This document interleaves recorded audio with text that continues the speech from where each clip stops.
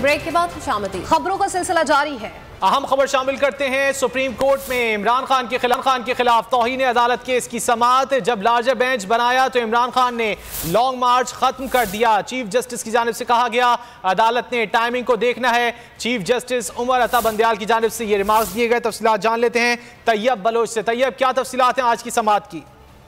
जी, chief justice की सरबराही में supreme court के 5 रुकनी लार्जर बेंच ने वजारत दाखिला की इमरान खान के खिलाफ तौहीन अदालत की दरखास्त की समाअत की। और दौरान समाअत जो है वजारत दाखिला की जानिब से सलमान असलम भट्ट जो है वो पेश हुए और उन्होंने अदालत में जो है वो इमरान खान के धरने और मार्च जो 25 मई को हुआ था उससे मुतल्लिक जो बयानात थे उसकी यूएसबी भी जमा कराई और रिकॉर्ड भी जमा कराया। और दौरान समाअत चीफ जस्टिस ने ये रिमार्क देते हुए कहा कि अभी तक आपने ये नहीं बताया कि इमरान खान के गिर्द कौन से रहनुमा थे जो केस से मुतल्लिक राब्ते में थे।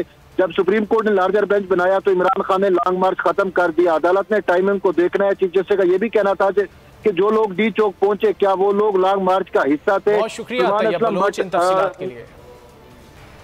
रुख करेंगे कसूर का, जहां पर